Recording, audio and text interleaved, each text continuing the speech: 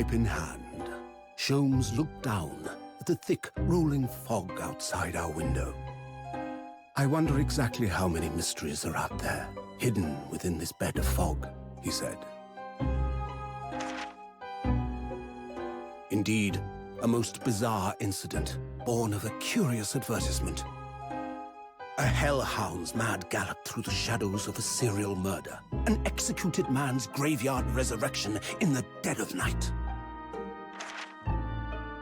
And a commonplace killing in a small, forgotten room at the edge of town.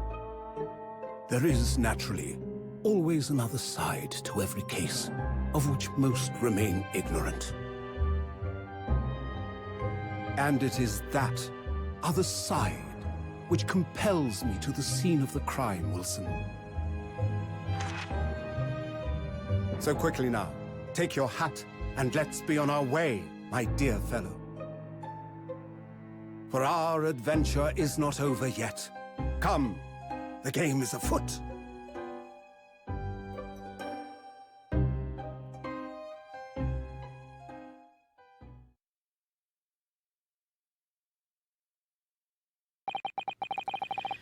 Eight days after that earth-shattering trial and Kazuma regaining his memory, we were in the foyer of one of London's most luxurious hotels, the Great Waterloo Hotel.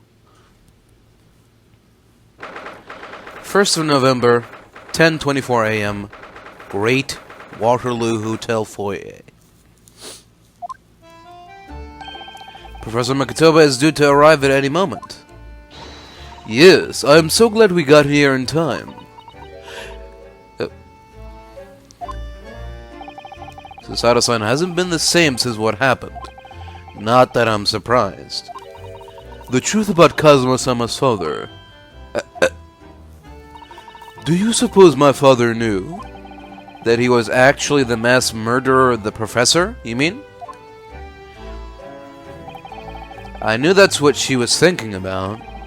There's a good chance, I'd say. I mean, they did come here to London together 16 years ago, didn't they? Yes, that is true. Come to think of it, didn't you say that Professor Makatoba knew about Kazuma going missing in Hong Kong as well? That's right, but for some reason he wasn't at liberty to talk to me about it.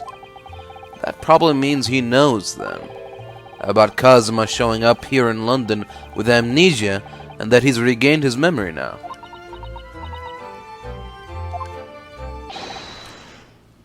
There she is. Oh, Father! Hello, Shisato. How are you? I'm very well, thank you. We are delighted you have arrived safe and sound.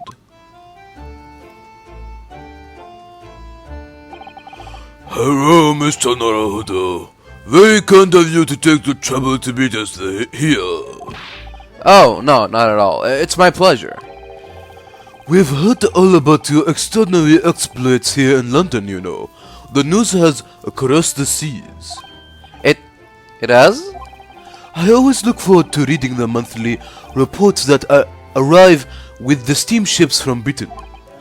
Oh, I see. Well, thank you very much. Who is this man, and why do I feel as though I've seen him before? I take it from your expression that you can't quite appraise me. In that case, how about another reminder, Cicero? A firm tap should do it. Yes. A firm tap? What? Here we go then. I hereby pronounce the defendant Renosuke Naruhodo guilty. Oh, you're.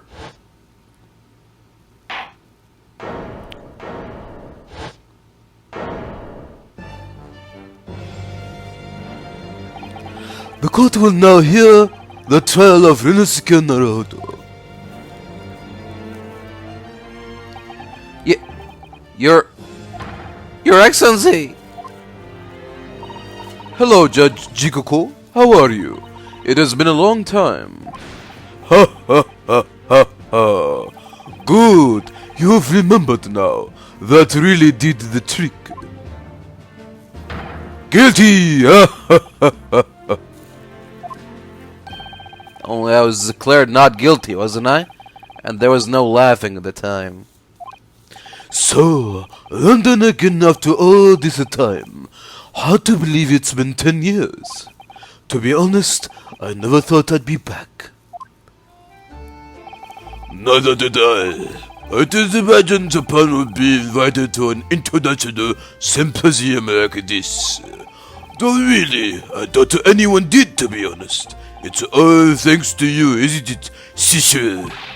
What are you talking about using? Of course, Judge Jikoko. He must complete the set. He's the other man who 16 years ago came to London with Kazuma's father and Professor Mikitoba. He's the third visiting scholar. Well, all those passport checks and luggage searches at the border took rather a lot of time. I must say, I am very envious of your ministerial status. You didn't have to go through any of that, did you? Ah, I knew you were jealous. Ha ha ha ha ha. Sorry? Ministerial status? Yes, didn't you know? Sisu here is also Japan's Minister of Foreign Affairs. It was his personal assistance that allowed you to take Kazuma's place here on the study tour. Guilty as charged. Oh, well, thank you very much. He's really every bit as important as he looks. Ah, yes, Naruhodo. I received a telegram from Lord Strongheart yesterday. Oh, you did? It appears that some things came to light in a trial you were involved with 8 days ago. About what happened 10 years ago. That tragedy.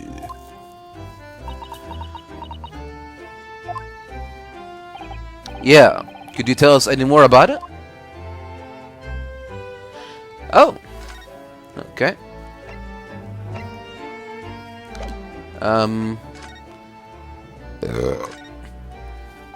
Professor Mikitoba, I wonder, could I show you something? Why do you seem so nervous? I suppose because I'm a student showing something to a professor. That's always quite nerve-wracking. Well, I'm sorry I perturb you in that way, but anyway, I am afraid I have nothing useful to say about that, really. Oh. Right. So, how was the voyage here? Well, 50 days at sea is a long time by anyone's standards. But it wasn't as bad as when we first came 16 years ago. No, that's true. Then I truly wondered if we wouldn't be drifting in the vast ocean for the rest of our lives. This time, we followed the same route as you, so we were able to relax and enjoy the experience. Ah, so you stopped in France's beautiful capital, Paris? We did, yes, though only for one night. And yesterday evening we left the port of Dunkirk for Dover. Just in time for the symposium, in fact. It starts tomorrow. It's wonderful that you were invited to attend such an important international event. I am very proud of you, Father. It's thanks to Cicero here. 16 years ago he managed to ingratiate himself with Britain's Attorney General. I am sure that's why he was invited, and I suppose you could say I'm something of an appendage by default. Speak for yourself, Eugene. You are close friends with the professor of forensic science at a major hospital. Yes, well, I'd rather not dredge all that up, really. No. There's been a lot of water under the bridge since then, but it doesn't bring him back. Kazuma's father, I suppose. Speaking of which, the professor, the killer who took the lives of 5 members of the British aristocracy. was actually Kazuma's father, wasn't he? That's correct. Genshin Asugi. Genshin? You knew, I presume, father? Yes, he was a close friend at the time. Genshin came to Britain as a police detective. He was studying investigative techniques at Scotland Yard. I have never understood what drove the man to commit such heinous acts. It was a closed trial, so the public never knew the truth, and he was executed with retirade. To this day, very few people know what really happened, even in our homeland. But what about Kazuma? Did he know? Did he know the truth about his father? No, of course not. He was told his father passed from sickness. However, I suspect he may have had his doubts. Why? As you know, I tried to get Kazuma growing up, as if he were my own son. Then one day, he came to my office at the university and said, I've decided. I want to travel to Great Britain and study there. Do you think he wanted to come here to investigate his father's death? I don't know, but when I looked into his eyes, I did know that there was no way I'd be able to stop him.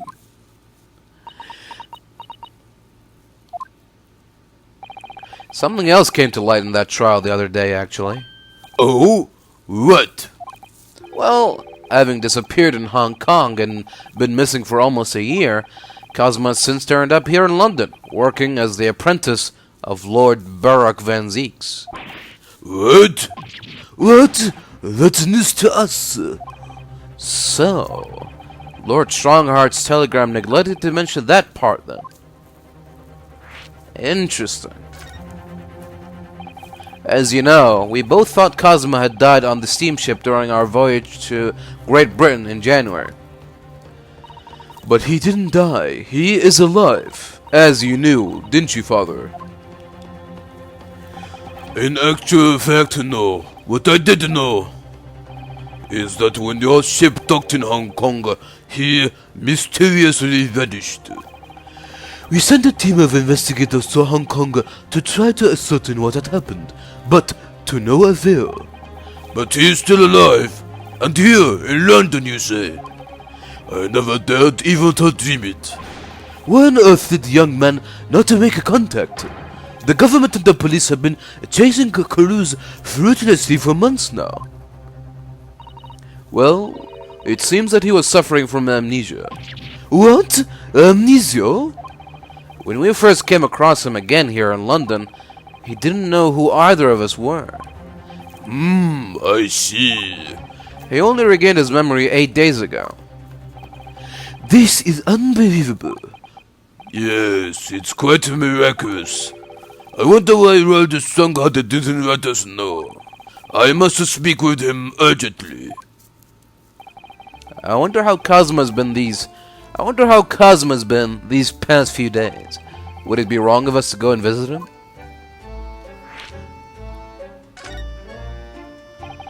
That began 16 years ago now. It is a distant memory, really. It was Eugene here, Genshin and Sogi and myself. We were the original three. The first judicial scholars from Japan to travel overseas to study. Ocean voyages are not what they are today, I can tell you. 16 years ago, things were tough for their generation. Your father was an exceptionally fine medical student at Yume University at the time, you know, young lady. Yes, grandmother told me. He went to do research at a Greater London hospital to study autopsy, practically unheard of in Japan. Yes, it was an eerie place, sandwiched between the back of a prison and a burial ground. Ugh, not more talk of graves, please. Very often, there's no one willing to deal with bodies following autopsy work. So you see, autopsy labs have something of an unavoidable relationship with graveyards and prisons. Not my cup of tea at all. Do you remember that Scottish prison governor? Caden his name was. He was a good man. Yes, but then of course, in our 6th year here, everything changed with that dreadful case. When Gensin was arrested for a series of the most gruesome murders. I simply couldn't believe it. I'd known the man for years.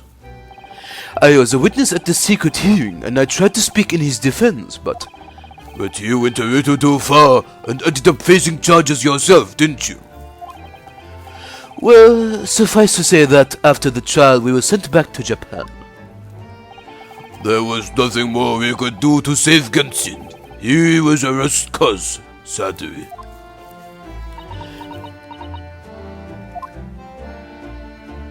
Huh.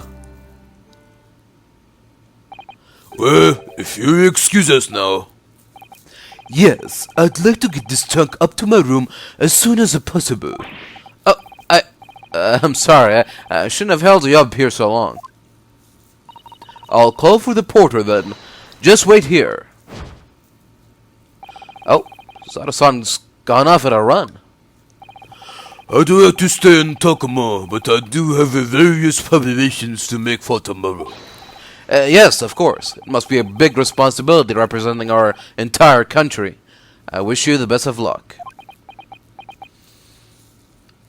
Naruhodo, I hope you keep an eye on Sosata for me.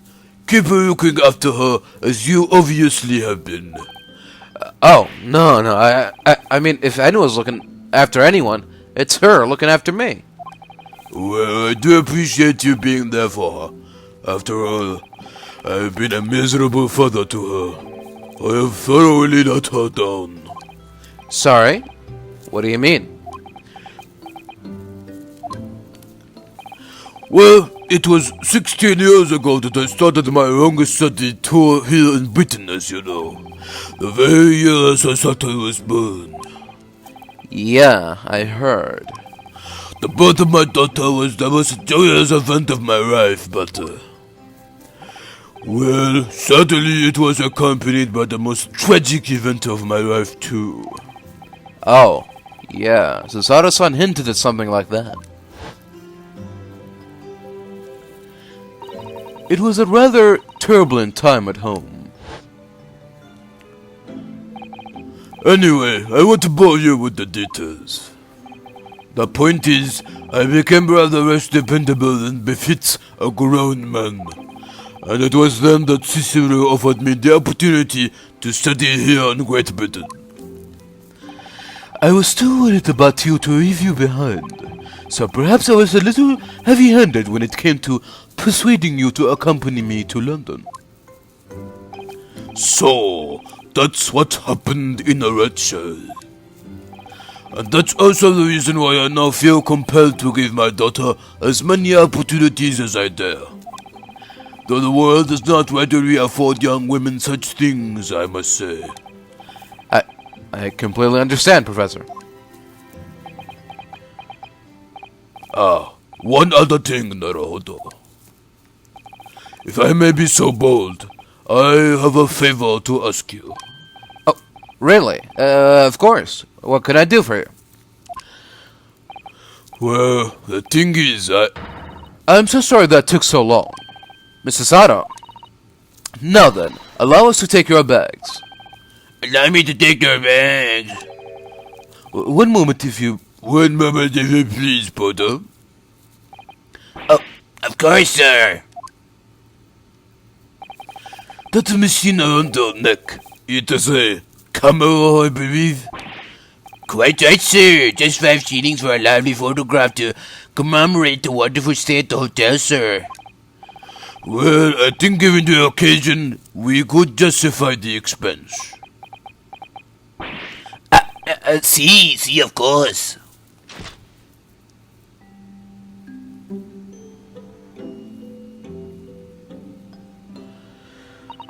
I'd like to thank you for coming with me, Mr. Naruhodo. It's really made Father very happy, I think. Oh, well, I'm pleased then. But we were interrupted before. Professor Makataba was about to ask me something. Shall we return to Baker Street then? I expect Iris will have some delicious tea waiting for us. Yeah, let's go. I'm getting more and more anxious about Cosmo, though. Perhaps I'll try to meet with Lord Strongheart later and ask after him.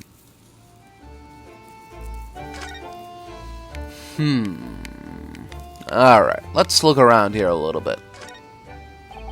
Look at those cases just left there on that trolley. Aren't they worried about thieves? I know I am. Haven't you seen the porter over there? Don't worry, he is obviously keeping an eye on everything. Ah, so it's a trap designed to catch any chancers who might be tempted.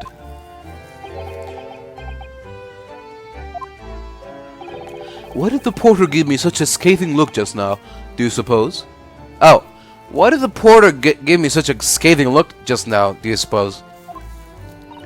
Well, some might say you look a little suspicious with your jet black clothes. Not everyone clad in black is some sort of ninja with intent to steal, you know. And ninjas don't steal anyway. That's not what they're known for. Steal lives, maybe. Have you seen all those sparkling jewels up there? They must have gathered every gem in the world for that. Ah, it's called a chandelier, I believe. It's designed to provide elegant lighting in large, spacious rooms like this. So they had to gather every gem in the world just to illuminate one room? It's probably electric light bulbs. It is probably electric light bulbs that are actually throwing the light. If I tried to hang something like that from the ceiling in the office, it would be scraping on the floor. I think perhaps chandeliers aren't for you, Mr. Naruhodo. Yeah, you might be right there. That desk is known as the hotel reception. Anyone wanting to spend the night has to report there to sign in for their stay. Oh, so do you think that's the head clerk behind the desk there? Yes, I'm sure it must be. I'd love to stay in a grand hotel like this for a little while, wouldn't you? Just to know what it's like. If the hotel fee was paid through our stipend, I'm afraid it might bankrupt our homeland. True, London gives the word expensive a whole new meaning.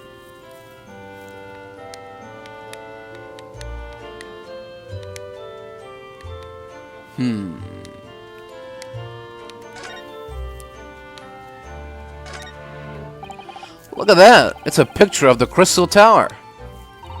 Well, the Great Exhibition is one of Britain's most prestigious achievements in recent years.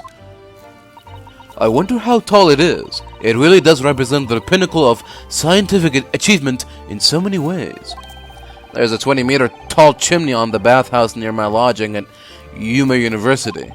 The attendant there is always boasting that it's the tallest object in the neighborhood. I am sure. Did you know that over the channel in Paris there is a tower that is 300 meters tall? What? How many times taller than the chimney at Yuma Soken Hot Springs is that? And if it's that tall, how does it draw properly? The smoke would get stuck, surely. I don't think it's that sort of tower, Mr. Naruhodo. Oh.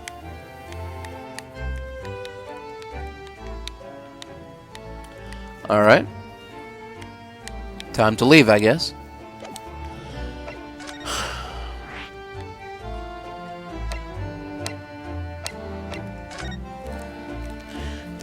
Straight into Baker Street.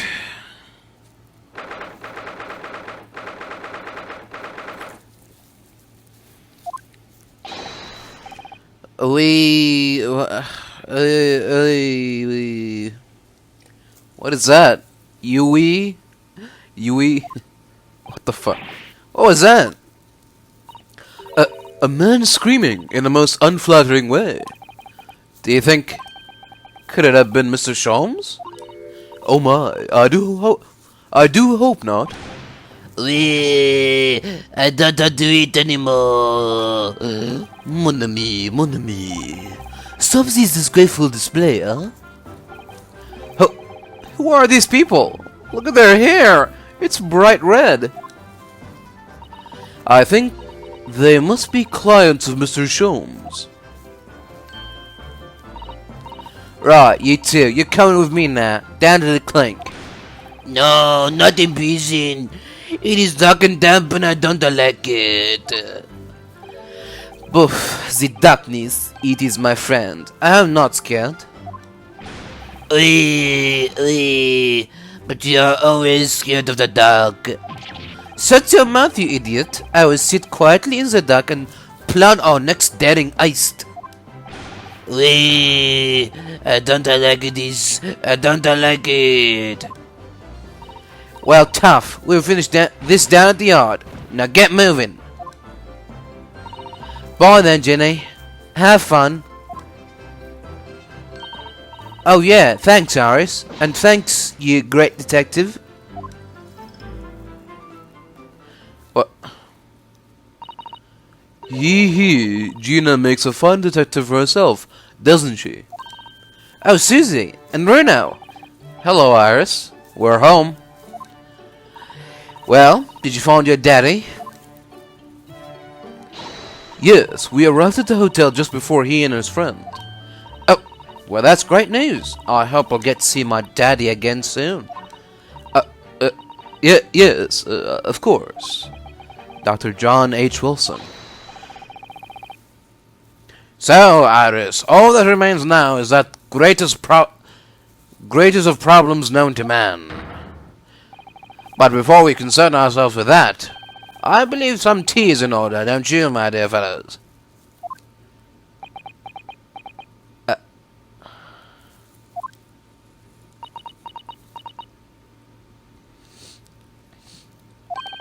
Is something wrong, Mr. Naruhodo? Do I have a crumb or such like on my face? Not so much on your face as on your head, I'd say. Come along then, everyone. I've brewed a lovely special blend. Time for tea. Whatever is going on here today? In that case, let us sit and drink now, for I am, in fact, expecting a guest later today.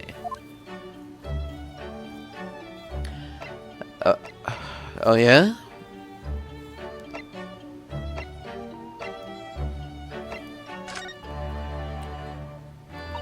Mr. Sholmes, who were the two gentlemen that were here before? Oh, just a pair of petty criminals, nothing of significance. Of course, they have to make a living somehow. And when the mood takes me, I am willing to turn a blind eye to all manners of infractions. When the mood takes you? All manner of infractions? But when such fellows set their sights on Mr. Sherlock Sholmes, well, that's when their luck runs out. Oh my, you were the target of a crime, Mr. Sholmes. But I quickly devised a plan to entrap them and deliver them to our young detective ally. You should have asked Grexy to come too. We could have had an arresting tea party. I did send word, but no answer was forthcoming. The man is consummately in the wrong place at the wrong time. There's a word for it, I'm sure. Aha, I have it. A bungler. That's the word. It's a good job he's not here to hear you say that. So those redheads have been up to no good? I wonder what the men did.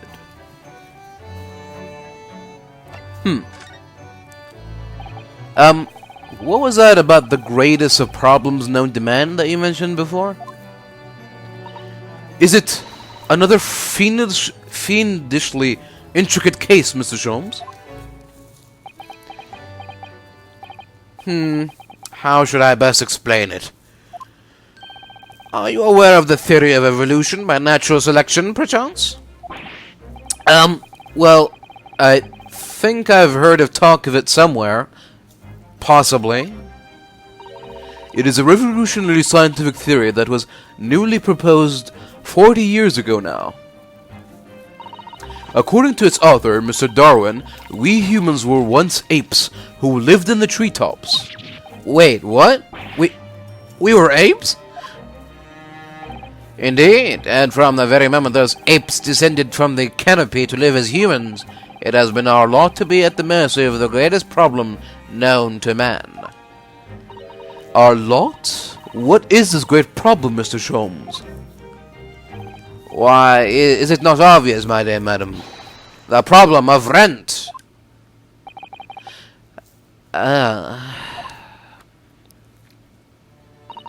But did you not receive a rather large sum of money from Madame Two Spells only the other day? Cha, a large sum. One potted herb for Iris and a new motor car for me later, and all of it has quite disappeared, I assure you. Honestly, Early, you know you squandered it. Yes, well, anyway, 2 days ago, I discovered the answer to man's greatest problem, for the coming month at least. And what was the answer? Why, there is a substantial clue before your very eyes. Don't tell me. Let me see. Humans are sorry creatures, unable to see what is in front of their noses.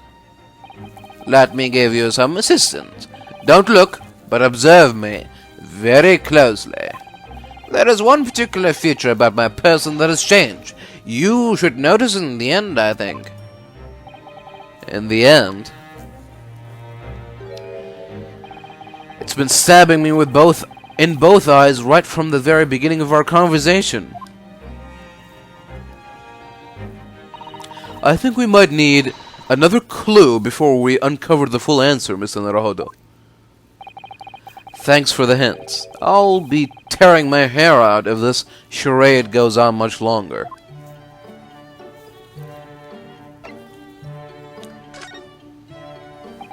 Mr. Sholmes, isn't it about time you told us the truth? Just over a week ago, you said to us, I will now tell you something of the first importance, my dear fellow. Great detectives are wont to lie. It will serve you well to remember that.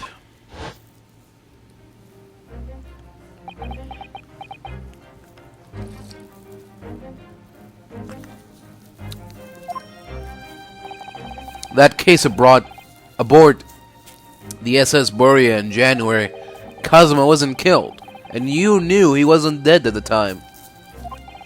So what was really going on?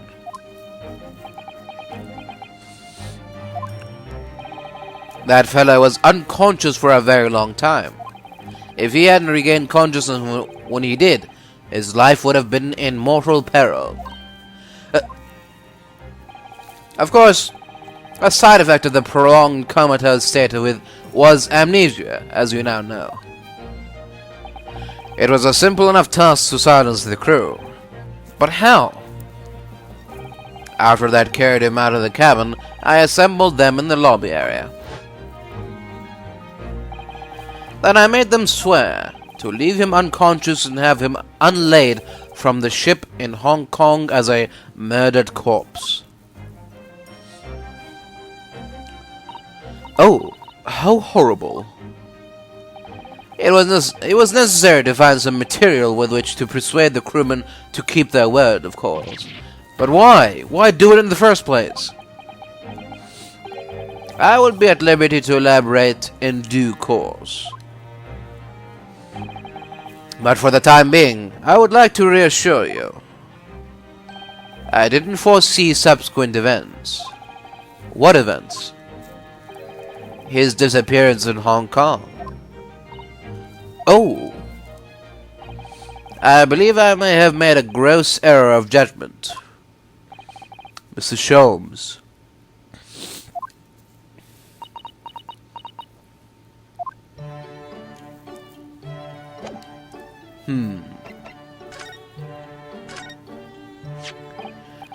Mr. Sholmes, about this. Tell me, Mr. Naruhodo, is this the first time you have shown me this particular trinket? Oh, I don't really remember, to be honest.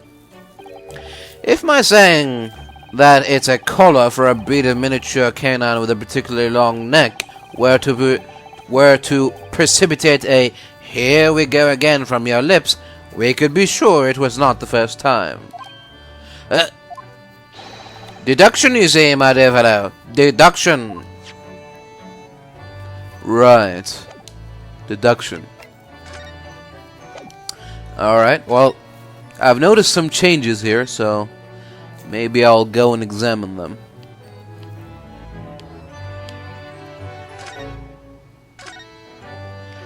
Alright, you know what? I'm gonna examine everything. I finally managed to remember this behemoth's name, the Great Analytoscope. I don't think it was here when I left for Japan, was it? Oh, is that right? Yes, because it was with the pawnbroker. Ah, of course. Oh, that's given me a wonderful idea. I could pawn everything that's on your desk. The office would be tidy at last. Don't even joke about it, Mrs. Sato. You are joking, aren't you? Mrs. Sato? Hello? Nothing particular of note. There's all sorts on these shelves. Chemistry apparatus, books, papers, and lots of things I've never seen before. It's all heaped up so high, I can't help feeling that the whole lot is gonna topple at any moment. It looks as though it might topple, and yet it doesn't. The epitome of Mr. Sholmes' brilliance. I don't get it. As it happens, I'm quite well practiced when it comes to stacking shelves myself. Just the other day, the shelf in my office finally gave way under the strain, though. It looks as though it might topple, and it does. Yes, the epitome of your disarray. I really don't get it. This is Mr. Sholmes' famous violin. The one he found being sold for a song at a pawnbrokery. What's it called again? A shoddy something? Oh yes, this wonderful instrument features in the Adventures of Sherlock Holmes. It is a world-famous Stradivarius. Shreddy, what? Stradivarius, Mr. Naruhodo. Stregavor. Are you even trying now? We'll come back to this another time, I think. Okay.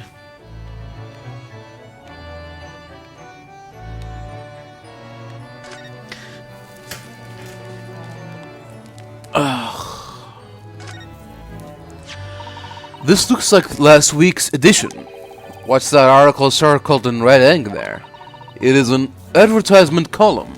It says, "To the Red-Headed League." The Red-Headed League? What's that? I don't know. I've never heard of it before, but... Is something on my face? Clearly this has something to do with that. Lively hair.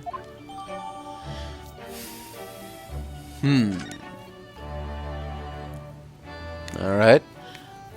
And what about this mask? The mask Cosmo wore when he was assigned to Lord Van Zeeks as his apprentice. When he cast it aside after the trial the other day, I just sort of picked it up. We ought to give it back to him, I suppose. But he has his memory back now, doesn't he? And I can't help feeling he might turn around and tell me coldly to wear it myself.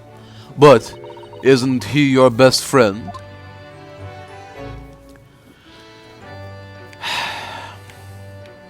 I guess we'll find out soon enough. I do like this fireplace. It's one of the best things I've seen since we arrived in this country, in fact. Although, I do yearn for a Japanese kotatsu. Putting your legs under a warm blanketed table is so comforting. Do be careful, Mr. Naruhodo. Don't mistakenly put your feet into the fire, will you? You'd suffer terrible burns, you know. I worry sometimes about how Susato-san sees me. Alright.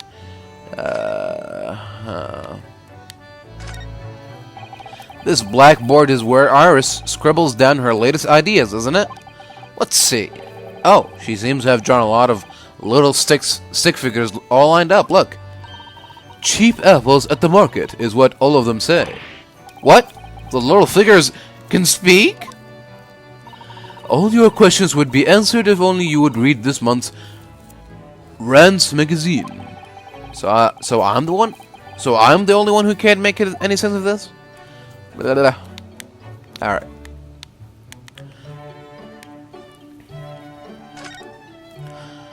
There is Iris's wonderful collection of medicines, potions, and chemicals. Just look at all the little bottles he squeezed onto the shelves. Yeah, and there are charming little ribbons tied around the bottles too. But the labels aren't quite so charming, are they? This one here reads, Deadly Poison.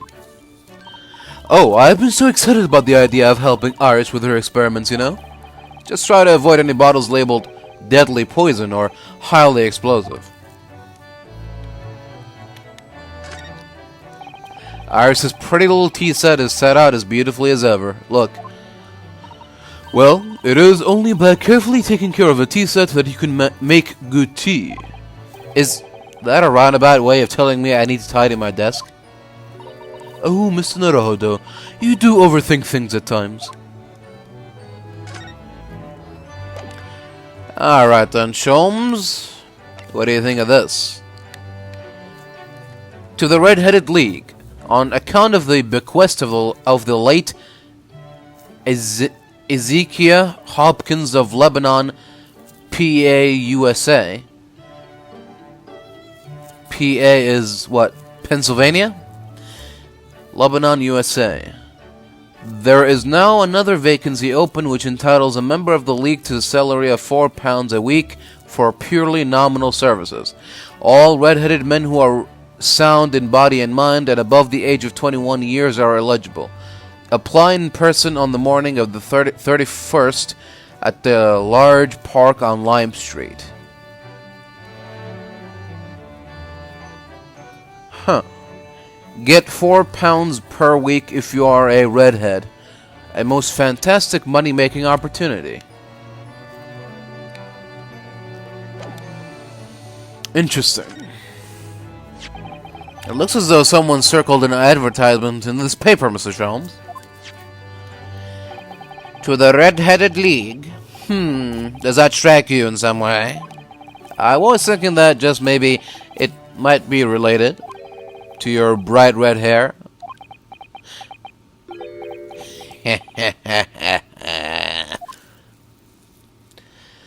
So, at last you have learned to apply my methods, Mr. Naruhodo. Sorry?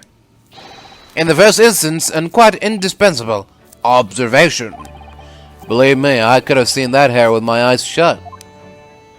So then, allow me to regale you with the details of my latest exploits. Regale or boast? Go on then. So what is the Red-Headed League, which seems to be the subject of the advertisement you've circled? You notice it in the paper, then? That, my dear fellow, was going to be the source of this month's rent payment. It was? How? According to the advertisement, the Red-Headed League is a distinguished institution of fellows of unspecified governance. In fact, the only condition for becoming a member is having red hair. That doesn't entirely surprise me. But listen to what the lucky redheads receive once they join. An unconditional salary of £4 a week. Oh my, £4 a week? But why? What are they paying people for? That I don't know. No details are given in the advertisement. But surely every red-headed person in the country would be flocking to join in that case. You're right, Susie. There's no time to lose. I'll put in my application at once. So will I. Just on the off chance. That might be stretching a point, I think. The trouble is, they have a fixed number of members, you see. Oh, I see. So once a certain number of people have joined, no one else can. But as luck would have it, one member recently passed away. It wasn't particularly lucky for the redhead in question, I feel, Mr. Sholmes. So you decided to try to join in his place? Correct. I mean, look at me. Have you ever seen such a red-headed fellow? No. So why? Why did it have to go so wrong? What on earth happened? A blunder, Mr. Naruhodo, though it pains me to admit it.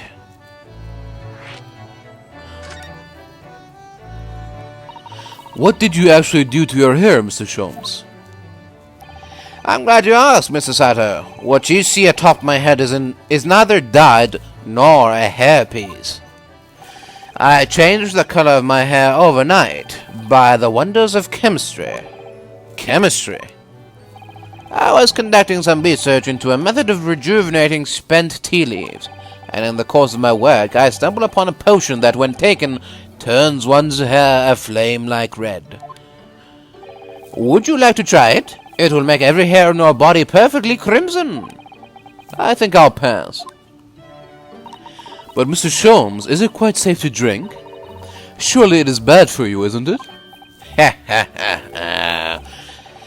Amateurs are always hampered by such fears.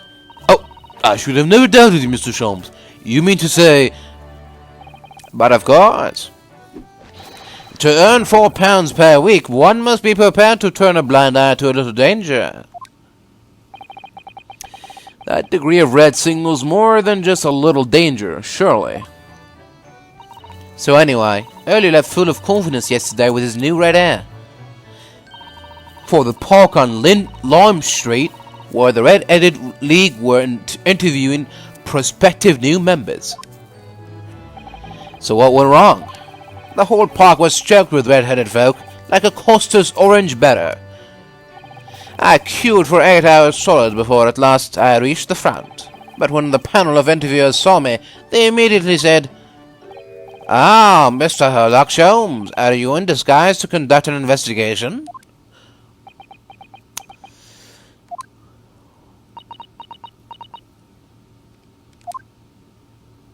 So naturally, I had no choice but to reply, "Shush, don't give me away." After which I could do little else but turn and leave. But this morning, when I looked in the mirror, irritation stirred within me. So I turned that pair to the police. In to the police. Oh dear, what a disaster. For Early and those two redheads.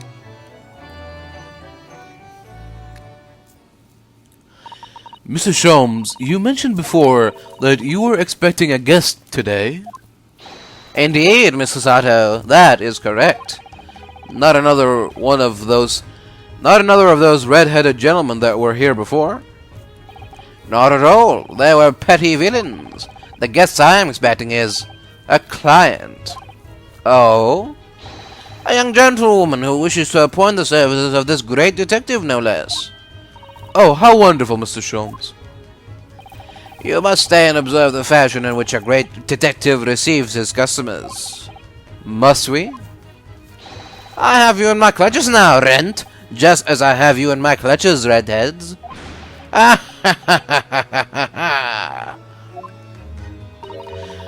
hearty laugh is masking rather sinister thoughts, I feel. You know, the lady isn't due for another hour yet. Don't feel as though you must wait around if you have other things to do. Oh. So we're just gonna sit around here and... Alright. Maybe we'll go upstairs.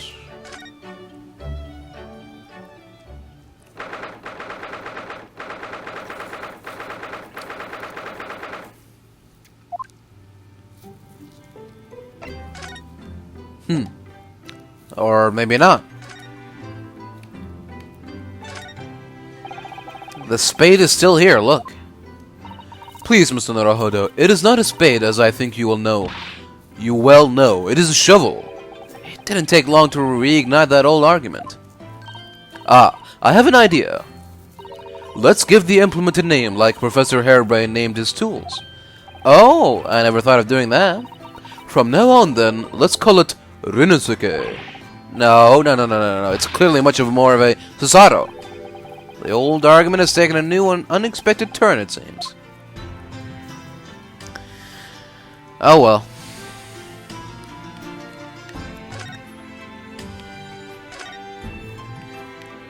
What else? The steam is rising gently from the kettle as always. Yes, it doesn't feel right somehow unless it is. But the steam has an unusual scent today. Perhaps the sweet potatoes that I brought back from Japan with me are ready. Gulp. Oh, Mr. Naruhodo, I heard that, you know. Tears of joy, Mrs. Sato, from my mouth.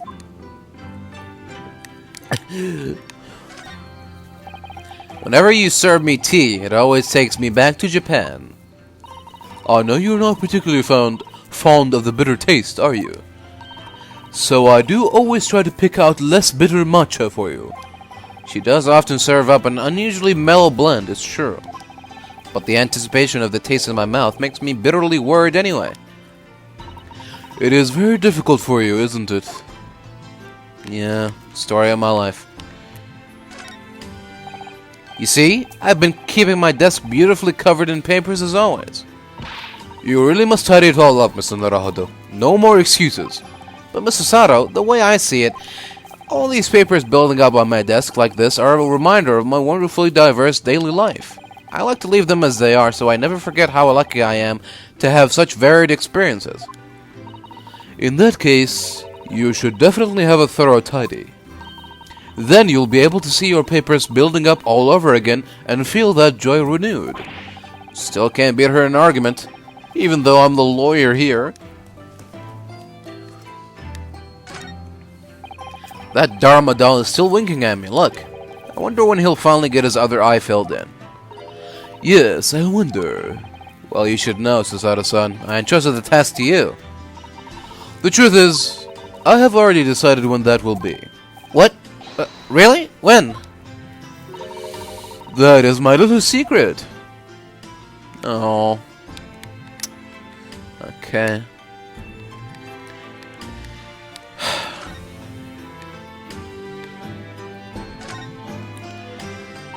My desk is just as it was before I left. Sume ink and a calligraphy brush, even though we're in England now. That strikes me as typically you, Mrs. Sato, and typically not you at the same time. Well, I do enjoy all the wonderful new things to come out of the West and the Cultural Revolution, of course. But I'm not ready to give up my brush just yet. And anyway, Susato-san can write more neatly with a brush than most people can with a pen. Practice makes perfect, as they say. Yeah, some have said that, yes. All the sea life seem very content in there, I must say. I've noticed something recently, actually. The Anemians breed at a most extraordinary rate. Oh, really? It's a mystery why the whole seabed isn't buried in a mountain of them, actually. Oh, how splendid. That really is a mystery, isn't it?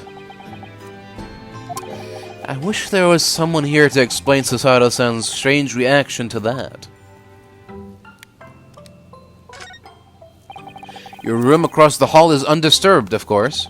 I don't suppose I'd be permitted to see inside now that you're back, though, would I? You know very well that only Iris is allowed inside. Yeah, I heard you two giggling together in there again last night. You can visit Mr. Shums in his room, Mr. Naruhodo. Last time I did that, he tried to convince me to drink some strange concoction he'd mixed up. Crazy person. Alright, well, nothing for me here. Let's go... Hold on. I stayed up late to mend that for you the other day, Mr. Naruhodo. Thank you. You did a really seamless job. You're very welcome. It is all in a day's work for your judicial assistant. The only thing is, I accidentally dropped it into the Thames yesterday, and now it rather smells. Then take better care of it, please. It was all going so well, until I ruined it.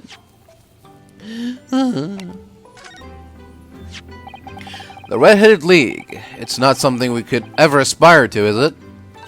But I'm determined to try. Your hair is completely black, though. Beautiful, but black. Perhaps you know that in our homeland this color of hair has traditionally been described as green-black. That sounds a lot like a contradiction if you ask me. So some people clearly see it as green in Japan even though it's black. In which case, I am full of hope something similar may happen here in Britain. That level of optimism is something I should learn a lesson from. Alright, let's get out of here. Let's go back downstairs. Yep. And, alright, I guess it's time to go to see the Lord Chief Justice.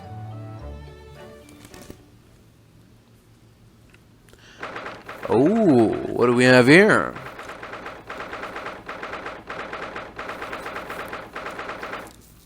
Strongheart always seems to have guests around. Here's the final draft of the opening address for tomorrow's proceedings. I've supplemented your original with the figures you asked from the yard. I see. Excellent work. Thank you. You're welcome, my lord. What's Lord Van Zieks doing here? My, there seems to be an awful lot of tension in the air, wouldn't you say? This place is stifling enough as it is. We really don't need any more tension.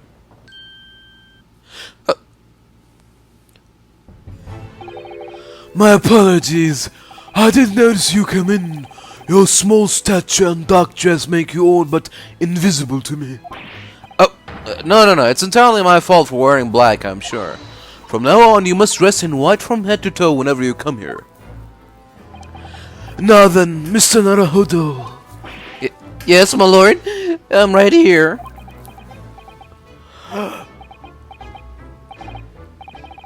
Kill me now.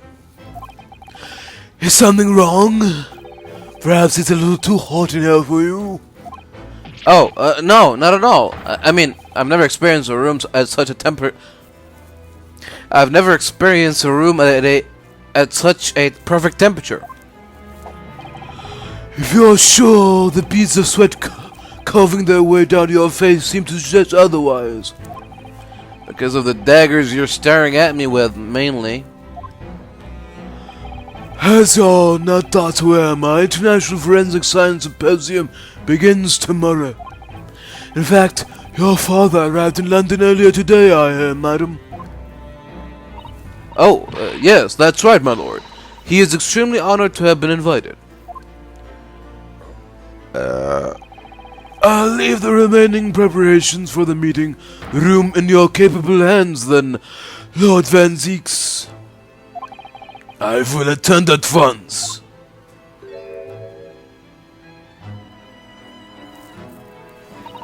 He gave you a very cold stare as you left, didn't he? I know, but I haven't done anything, have I? These past few days, my feet have barely touched the ground, I must say. My dedicated right hand of many years was recently put out of action in spectacular fashion. Oh, I'm sorry to hear that. Is your left hand still of service? Mr. Naruhodo, he's talking about Dr. Scythe. Oh, of course. I'm terribly sorry about that. I was just, you know. Fear not. You've done nothing wrong. Dr. Scythe's own wrongdoing precipitated the situation. You needn't concern yourself with it any further. That would be a lot easier to do if it weren't for the piercing stare you're giving me.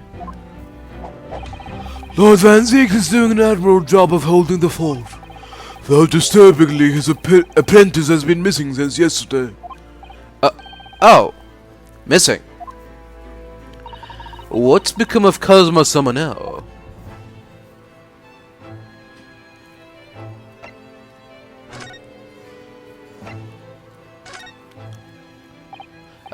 About Lord Van Zieks' apprentice. Ah yes, that came as a surprise to me, I must say. That you and he are old friends. How did he become an apprentice of Lord Van Zieks in the first place? It came about 3 months ago. an unidentified Asian man was apprehended by border police. They found him hiding aboard a large goods vessel. Oh my. So he stowed away to get here. He had no papers to identify him, no passport, and he was suffering from amnesia too. Other than the fact he was clearly of Eastern descent, there were no clues as to who he was. So I decided to assign him to Lord Van Zeeks. That way I could keep an eye on him. But then, why the mask? I didn't want to burden Lord Van Zeeks with tiresome explanations about why he had an Eastern apprentice. Because it would be so much easier to explain why he was wearing a mask. He's proving to be a great help to Lord Van Zeeks. I have high hopes for his future. By the way, do you know where he's gone? No idea, but I believe he's left London for the time being. Oh. I take it you also didn't know that the man's father was one of our country's most infamous criminals, I mean. Genshin Osogi.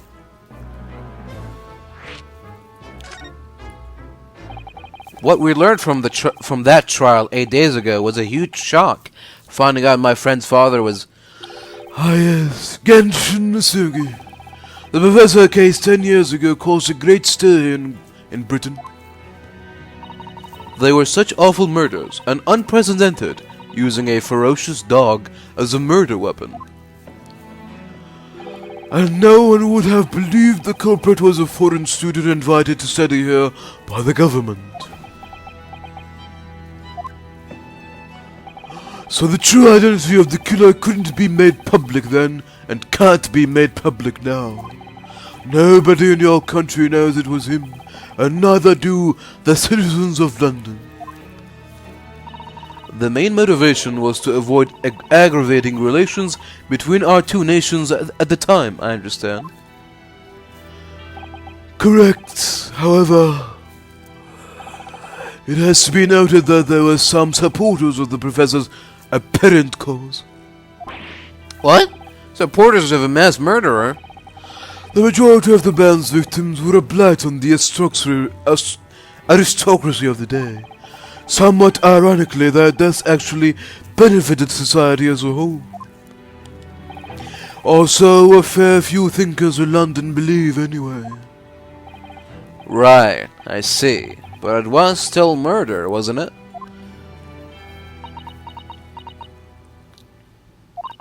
It seems very similar, doesn't it? To the idea of the Reaper of the Bailey.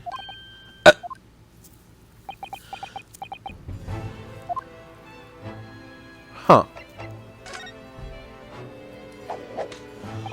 Not long ago, visitor numbers to the Great Exhibition exceeded 30 million. 30 million? Are there even that many people in the world? As a comparison, Mr. Naruhodo, the population of the imperial capital Tokyo is 2 million. I'll be opening the International Forensic Science Symposium in the exhibition's main auditorium. This event has been 2 years in the making. 2 years of preparation and negotiations with other countries. It sounds like a tremendous achievement. Congratulations. The 20th century will see the wholesale adoption of forensic investigation techniques, and cooperation between policing organizations around the globe will be essential. Which is why the landmark first symposium had to be hosted here at the heart of our great British Empire, in order that Scotland Yard can become the leading investigative organization in the New World. He's the same as ever, I see. That passion of his is quite something. You're every bit as passionate in your own way, I am sure, Mr. Naruhodo. I am the only person in this country who truly cares about the future that embraces forensic science. It was my intention to become Her Majesty's Attorney General and reform the Yard from the ground up. So the disgrace of the forensic investigation team has been a better blow to my ambitions. Right. I first established the forensic investigation 2 years ago, experimentally to start with. With Dr. Scythe at the helm, it was steadily accruing an impressive record of achievement. I was on the verge of changing its name and elevating its status to a full-blown forensic investigation department. And can you not do that now?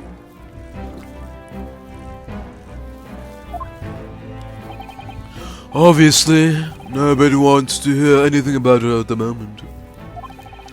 Even I can't keep this story out of the papers. 6 million Londoners will be cursing forensic science now. This incident will set back our country's advancement in the field by a good 10 years, I'd say. Unintended repercussions of our triumph. We simply couldn't have overlooked what had happened, though. Of course not. We should all be grateful to you both.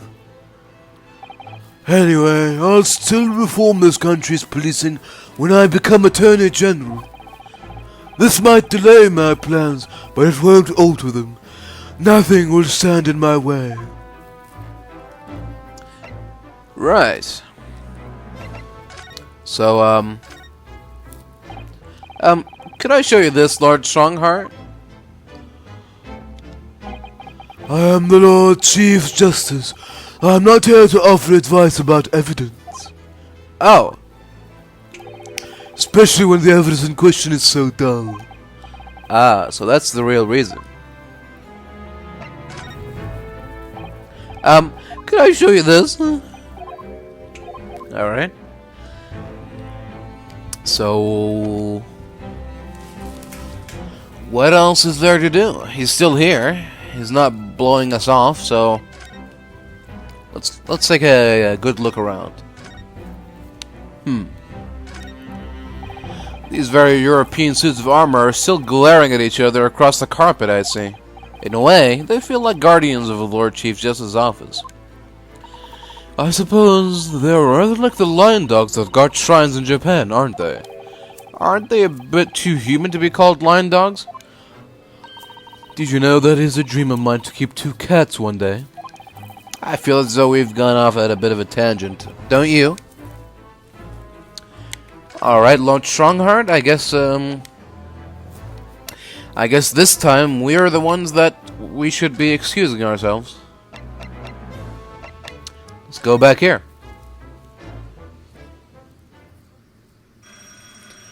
Ding-a-ling-a-ling-ding.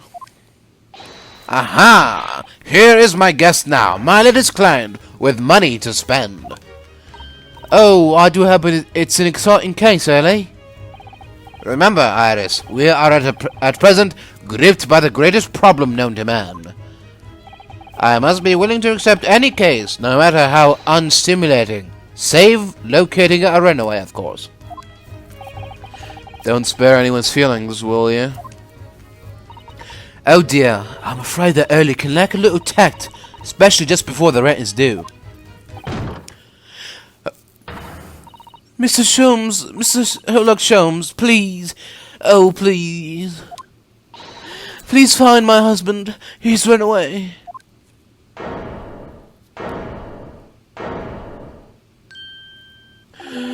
To upset me, I beg your pardon. Never mind, a personal matter, my apologies. What exactly are you trying to say, Mr. Naruhodo? I didn't say a word. Come, my dear madam, be seated. Iris, some tea, if you please. Of course. What's the matter, Mr. Sato? Oh, it is just that gentlewoman. I feel sure I've seen her somewhere before. Very recently. Yeah, now you come to mention it. As I explained earlier, my name is Evie Vigil. I implore you to take the case, sir. Money is no object, simply name your figure. Money and wealth are of little consequence to me, madam. Being offered a case to solve is reward enough. Oh, Mr. Sholmes, you are the picture of benevolence. I will of course make a mental note of your offer, however, for contingent reasons. I trust you will remember your words also. If I might inquire, sir, this gentleman and lady would be... Oh, me? What I'm about to tell you, I should like to communicate in the strictest confidence, you understand. Ah, these are my friends. I assure you, you may say before this pair anything which you may say to me. Ah, I see. I can vouch for the gentleman personally, after all. He is hard of hearing. Why did I ever get my hopes up?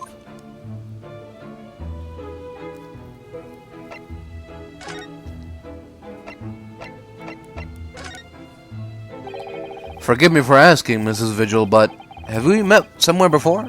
Quite recently, perhaps? Oh my! Pshaw, my dear fellow, what is your intention? Clearly you have no ability to differentiate the facial features of the English. If you wish to invite the lady to tea, you must do so in a more gentle, manly fashion.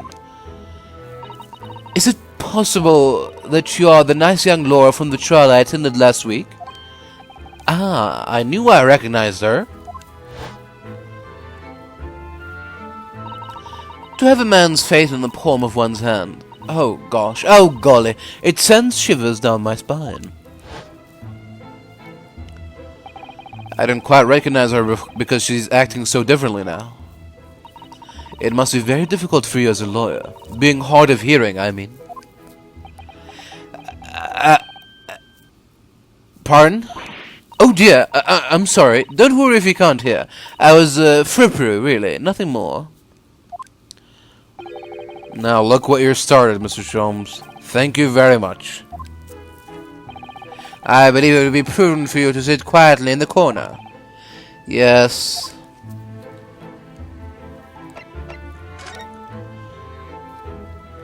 So, to the matter of your husband's disappearance. When did you realize he was missing? Please try not to laugh. It was yesterday. I'm sorry? Yesterday? That really is recent. Laughably so. The truth is, my husband does at times have occasion to spend the night away for his work. It's not at all out of the ordinary for him to not return home at night. But this is different. For him not to make any contact for a whole day, that has certainly never happened before.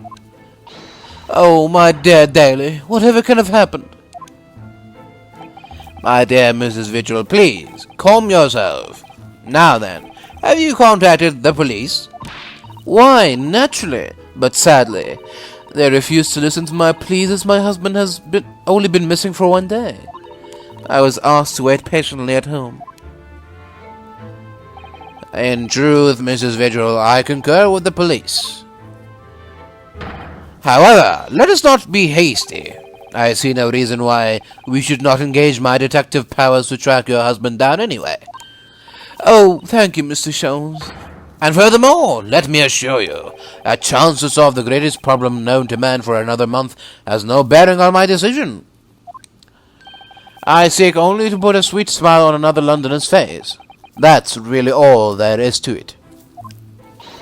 You have my eternal gratitude. I shall pay any sum you care to mention. You seek only to put this sweet's rent in your landlady's purse. That's all there is to it. Alright. Tell us about your husband, madam. Mr. Vigil, my Daly, is 40 years of age. I have a photograph here. An entirely unremarkable gentleman, by appearance at least. How long have you been married?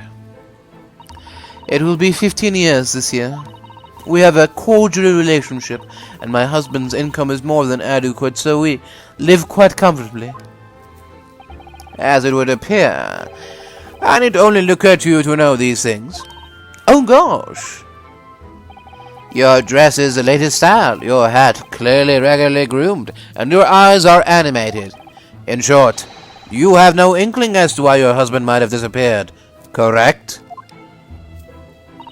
That is right. He is a kind man with a strong sense of loyalty, and he rather dotes on me. Which would point to the possibility that he has become embroiled in some incident or other. Oh, that is exactly what I fear must have happened, Mr. Sholmes. I am quite beside myself. My husband's employment is somewhat unusual, you see. What if he has incurred some miscreant's ill will? What exactly is your husband's line of work? He is a warder at the prison. A guard? That is somewhat unusual.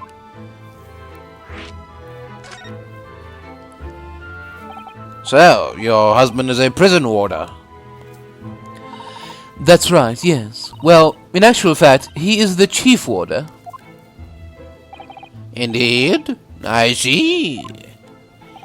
Well, chief prison warder certainly qualifies as something of a specialist occupation. Yes, it does indeed. My poor husband must prepare those dreadful punishments, and see that they are carried out. Dreadful punishments? Does she mean capital punishments? And at such times he must occasionally spend a night or two in the prison dormitory. But for that extra responsibility he is remunerated more handsomely than the other warders. Of course, we make no mention of my husband's work to the neighbors. Yes, I believe your pertinence is justified. Tell me, at what prison is your husband engaged? Barclay Prison, Mr. Sholmes. Really? Barclay? Oh, a fine establishment. If I'm not mistaken, there is a large cemetery just behind it. Yes, that's correct. Lowgate Cemetery. No. Lowgate Cemetery? The very place we were discussing in court? That's unbelievable. Unbelievable, my dear fellow. And yet undeniable. Sorry, Mr. Sholmes. I'm afraid you have lost me. Pay no heed, madam. Pay no heed. A private matter.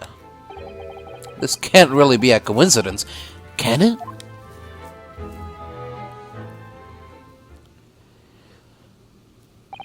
Thank you for everything you have shared with us, Mrs. Vigil. I believe I have all the information I need to begin my investigation. Oh, please report to me soon with good news, sir. Fear not, madam. In a day or two I shall be contacting you with a heartening report, I am quite sure. So soon? Oh, how splendid, Mr. Sholmes. Good news should be delivered earlier, I always say. If you would be so kind as to leave the photograph of your husband in my possession.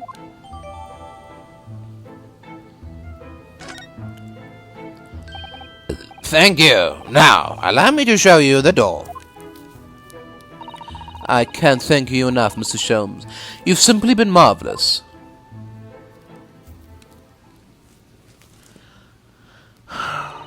You know, I think it every time, Hurley. But how do you come out with such nonsense? Good news in a day or two? Are you sure? I can't be sure, of course, but then I didn't swear on it. I merely gave the good woman some hope. I hope to be able to give her good news, one might say. After all, the rent must be paid by the end of the day tomorrow. If by that time I've successfully located Mr. Vigil, we shall be mutually relieved. Wouldn't you agree, Mr. Naruhodo? Don't look at me with those pleading eyes. Well, my dear fellow, did you hear the details of the case? Yeah, my hearing is surprisingly good, actually.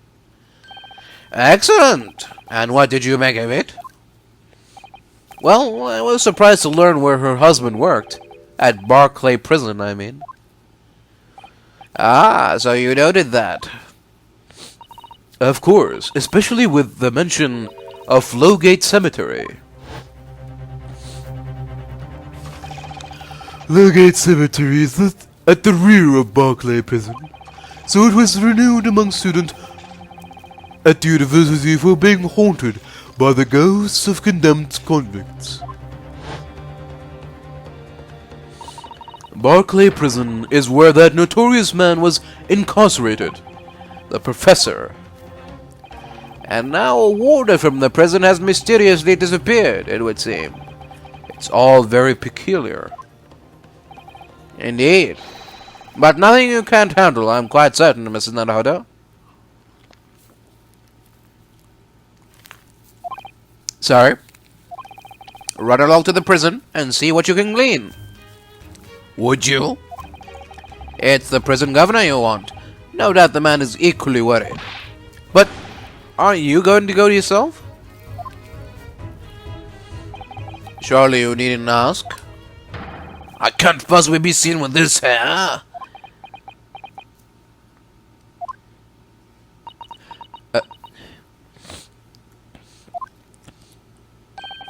But didn't you go to Lime Street with that hair?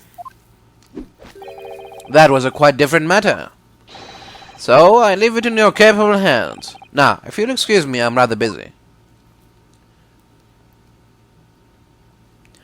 What? Of course you are. Well, now what?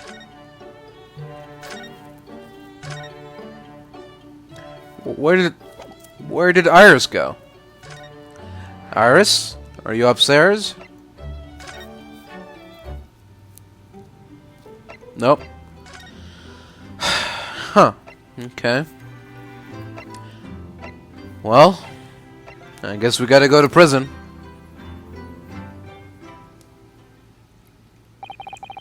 Barclay Prison is on the outskirts of London, backing onto a lonely burial ground. Its four high outer walls loomed quietly before us in the fog. Having requested a meeting, we were shown to the governor's office in the watchtower.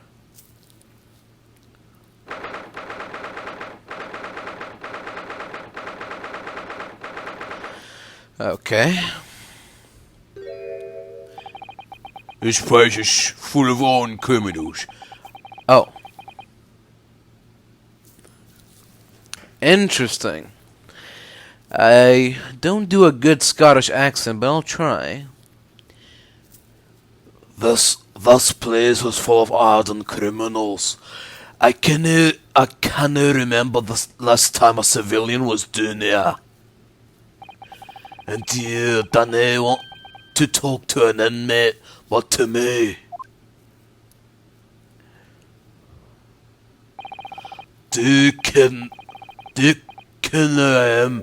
I'm the governor, Barry Oh, yes, it's a pleasure. I am Renisuke Naruhodo, defense lawyer. And an Easterner, I say. Does that mean? Yes, I am a visiting student of law from the Empire of Japan. Japan? Did you say Japan? Yes? Well, there's not any of your kind in here, laddie. Maybe you should try the prison next door, eh?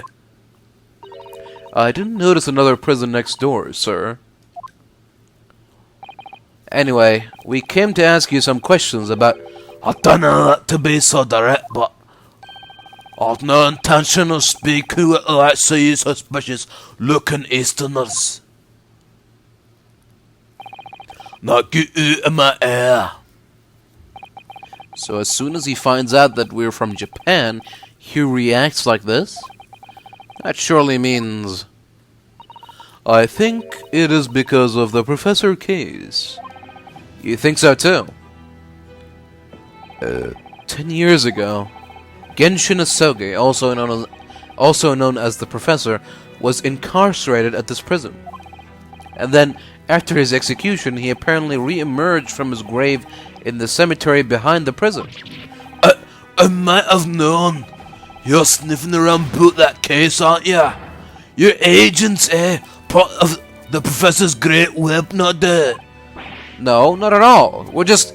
Get going with ya before I punch your heads out. We're going. Clearly, the ghost of that killer still haunts this place. We're not gonna get anywhere here. Unless we can somehow prove to this man that there's nothing suspicious about us. Governor Caden. What are you thinking, Mrs. Sara? I feel sure that name came up in conversation recently somewhere. I was wondering if whoever mentioned him might have some ideas to help us. Come to think of it, I have the same feeling. Right, okay. I suck. Right. Governor Caden, could I at least show you this? How many times can one man turn his back on you in a single conversation? Fine, alright. I know just what to do with you. Let's go back here. Oh, there he is. Where is, Jikuku? He's not here, okay. That's Professor Makatoba over there. Oh, hello you two. I was just taking a moment to catch up on the world now that I am unpacked. But where's Judge Jiguku? Yes, he is not the relaxing sort. He's taken himself out to pay his respects to all the legal bigwigs. Having only just arrived in the country today. Goodness, he is full of energy. Professor, you mentioned something before about how you'd known the Professor Governor at Barclay Prison? Oh, Governor Cajun, you mean? So it is the same man. Father, we must speak with the Governor. But he refused to talk to us. He said we were suspicious Easterners. Well, I'm sure if I compared you, it would be a very different story. Oh, would you? That would be wonderful if you have time now. Certainly, as you can see, I am very busy at the moment. Busy drinking coffee on a comfortable settee? No, I have rather a lot to prepare for tomorrow, you know. Oh, sorry, I didn't say that out loud, did I? You Mikatobas are alarmingly good at reading people's thoughts. Or could it be that you Naruhodos are alarmingly bad at hiding your thoughts? Let's not fall out now. I have an idea.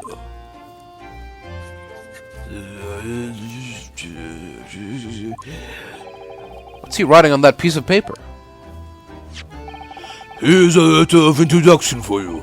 Hopefully when he sees my name, he'll change his tune. Thank you.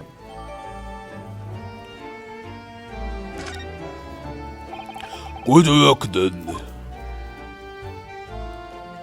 Thanks. Alright. Let's go. Back to prison. Alright, Governor. What do you think of this? What does it say?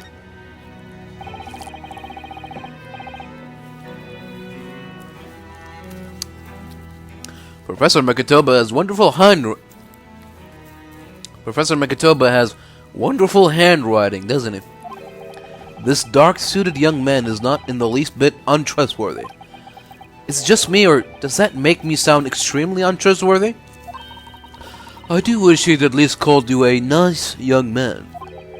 I'm really not sure that would help.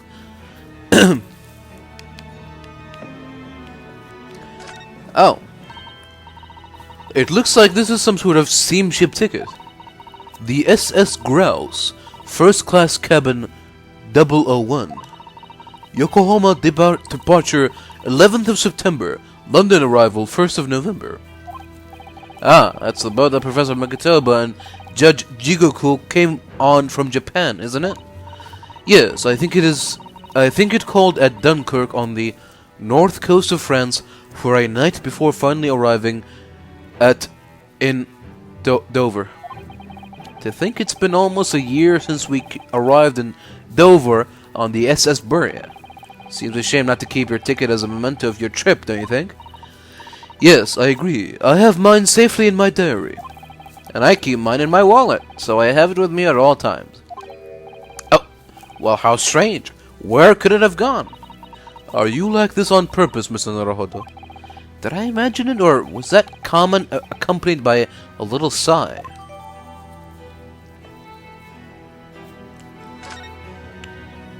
Alright. There you go.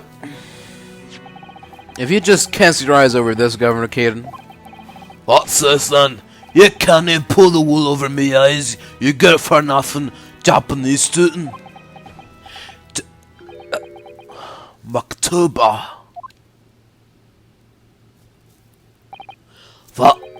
That young jock from the forensics laboratory. That Maktuba. Yes, exactly. Him. Oh dear, perhaps I should have said something sooner. I am Yujin Mikitoba's daughter, Susato. Jings, you're the young man's daughter. And you didn't think to mention that before. I do apologize. Aye, well, you'd best take Satan. Can I offer you a cut of tea, perhaps? And don't forget to try on these wee handcuff biscuits.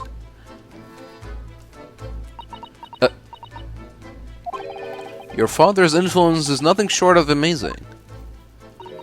I am bitterly regretting not announcing who I was from the outset now. Satan, what can I do for you, Anne?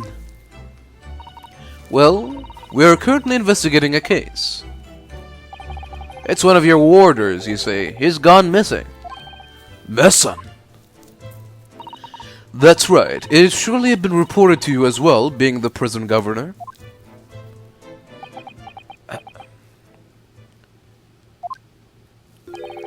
I haven't heard nothing of the sort. There's no missing persons in my prison. Oh, but how can that be? It is Mr. Daily Vigil, your chief warder. Eh? Vigil? That's right. His wife came to us and asked us to investigate his disappearance. Let's skip the part about him only going missing yesterday for now. Clearly that means something to him. Would you be so kind as to tell us what you know, sir? Aye, of course. Alright then. We understand that Mr. Vigil is the chief warder here at the prison. Aye, that he was. Strong sense of responsibility and dedicated to the job. No doubt about it. He was a fine warder. Sorry, did you say was? Aye, he does not work anymore. He left the job. Oh my. When was this exactly? There's a question. When was it about? It can't have been much less than 10 years ago now. What? 10 years ago? He stopped working here 10 years ago? Aye, as I mind it, do you ken? What? I haven't heard the fellow's name in all that time. That's alright if he's gone missing though. But Mrs. Vigil made no mention of it. I think perhaps Mr. Naruhodo that his wife simply doesn't know. I think she's unaware that he no longer works here. Governor Caden, can you tell us what happened? Why did Mr. Vigil give up his job here? That's important, is it? Well, yeah, I believe it may be. What are you thinking, Mr. Naruhodo? I can't help wondering, given that it was 10 years ago, which was exactly when the professor was being held at this prison.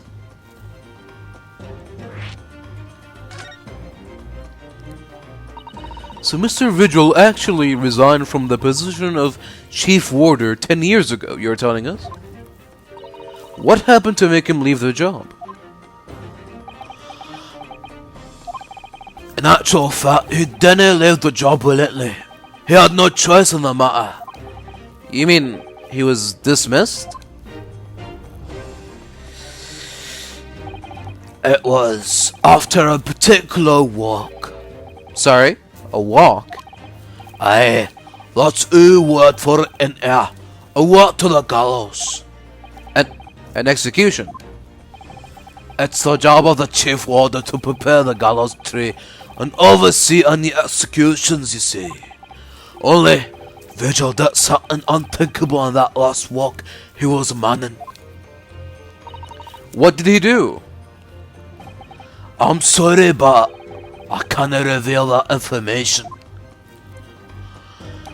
But I can tell you that it's very rare for a chief warder to be relieved of his post. But why wouldn't Mrs. Vigil know about it? She appears to be under the impression that her husband still works here.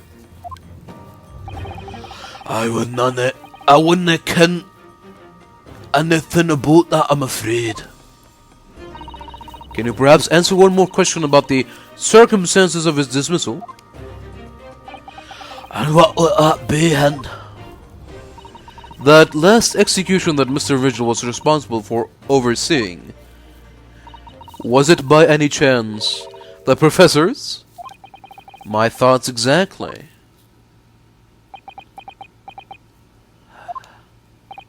I'm sorry, I really am. But I'm not at liberty to answer that. I see. Alright, so... My father came to Britain all those years ago in order to study forensic medicine.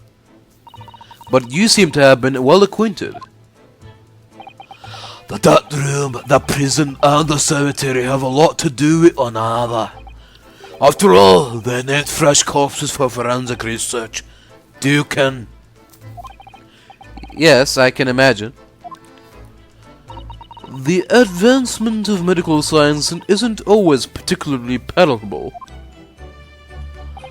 Your father worked in the laboratory just on the far side of the graveyard. In the basement of St. Sinners. It's still in use today.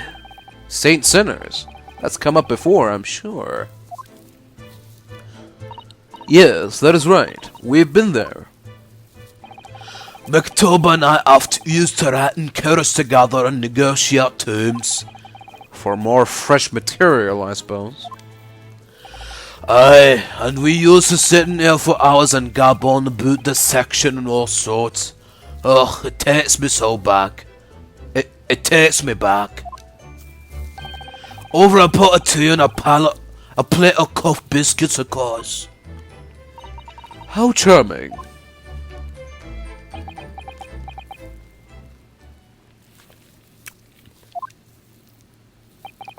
He was a good fellow, your father. Reliable and dead set on his work. But I'm afraid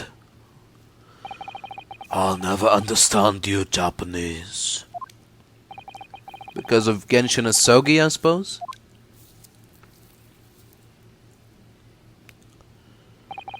Well,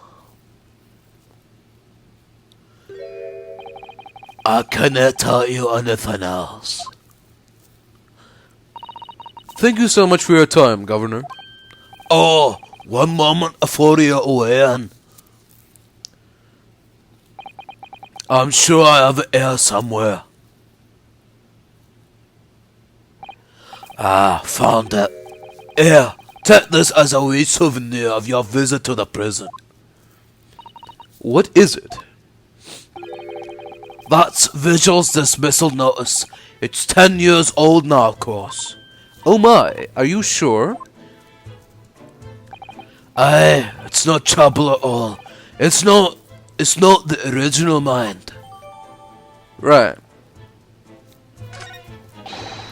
Thank you very much, Governor Caden. Well, in return, do me a favor and never come back here. That case is closed.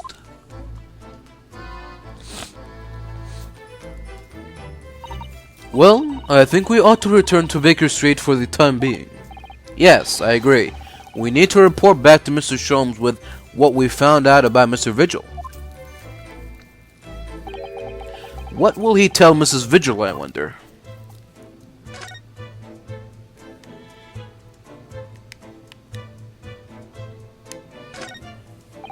Ah, look, we have an opportunity here now, while the governor is away. Mr. Naruhodo, you could be imprisoned if you are caught. That's a good point. Perhaps not, then. Oh, what? I can't examine things anymore? Oh, that's... Maybe this won't be the last time we visit this place. I have a feeling we'll come back here sometime in the future. But for now...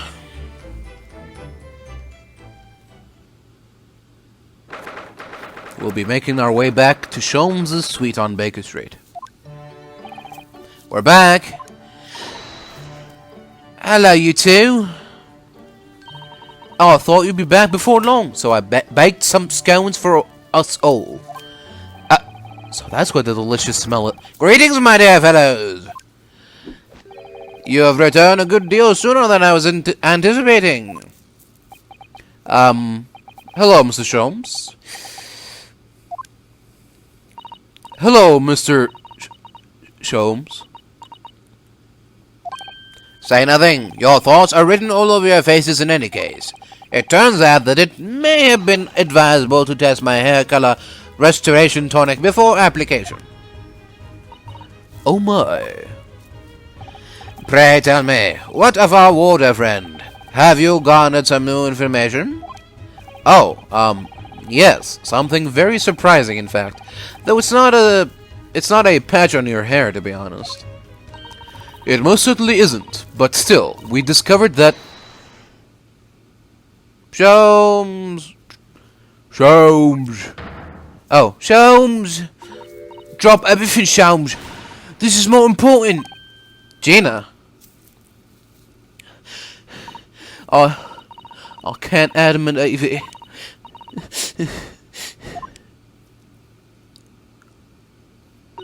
What's happened? Clearly a very grave matter indeed. For Mr. Strahd made no mention of my hair whatsoever. It's the boss. What do you mean? Inspector Gregson? The boss he's dead. What? They just found his body shot with a pistol. What? But Inspector Gregson? He was murdered? No, not Gregsy. Come in, my dear girl. Tell us the whole story.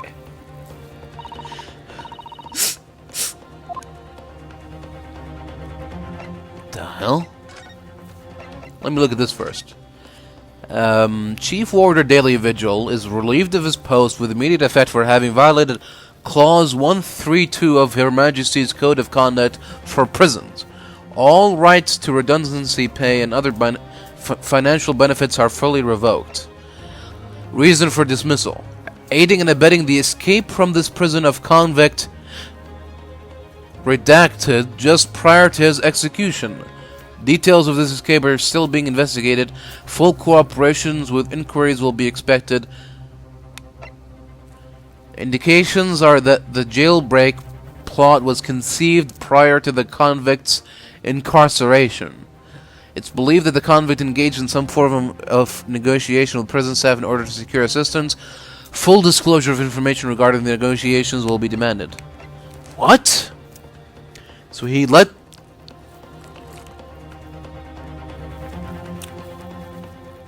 a prisoner out 10 years ago, and the name is redacted, so, I mean,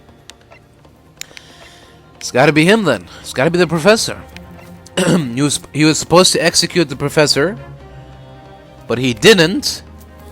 Instead, he helped him escape, and that's why he was fired. Interesting. Alright, anyway, back to this.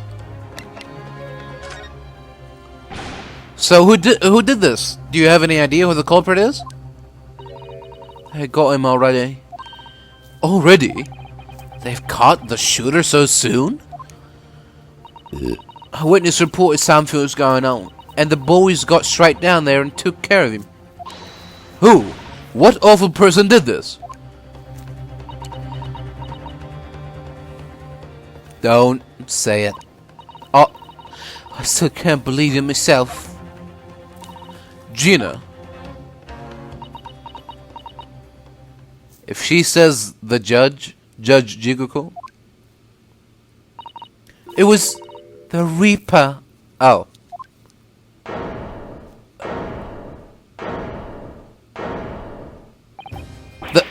Wait a minute. You don't mean they've arrested Lord Van Zieks for it? That's right. That Reaper black's gone and shot the boss. No, Lord Van Zieks?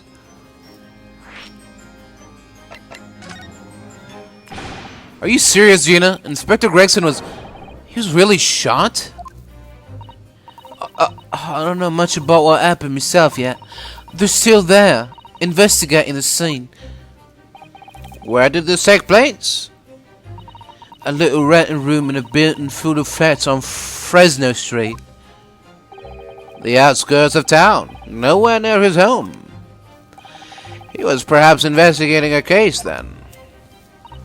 The thing is, no one at the yard knows nothing about no case around there. Oh, how strange. The boss was... he was so good to me. I know I ain't up to much yet, but one day I was gonna show him. I'd become a proper detective. Oh, Jenny.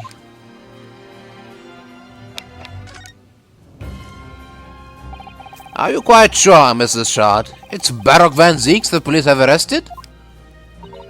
I saw him with my own eyes, in the interview room at the yard. I don't believe it. But there were witnesses, and they're all saying it was him. So you mean there were actually multiple witnesses? They heard the gunshot, apparently, and when our lot got to the scene, there was only the boss and that Reaper Black in the room. But there's no way Lord Van Zieks would have taken Gregson's life. I just don't believe it. I don't believe it either.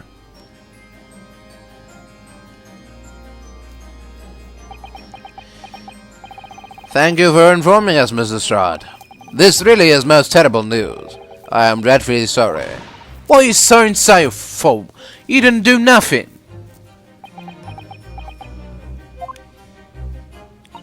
Well, anyway, I'm taking a cab over to the scene right now. Please come and all, as soon as you can. You gotta help.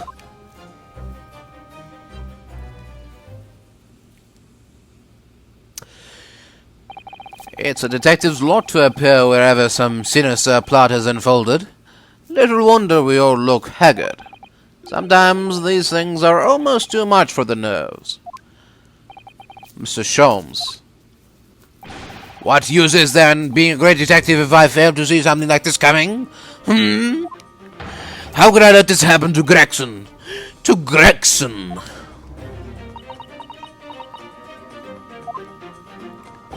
Mr. Naruhodo, I shall leave at once to begin my investigations. Of course, yeah, we will too. It would be helpful if you could talk to Mr. Reaper and see what you can glean. I'm sure you were intending to do so anyway. Until later, then. Inspector Gregson dead and Lord Van Zieks arrested? Rena, Sizzy, I've called you a hansom. It's waiting outside.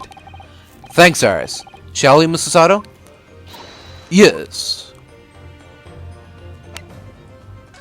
Let's go. Where do we go first? The prison?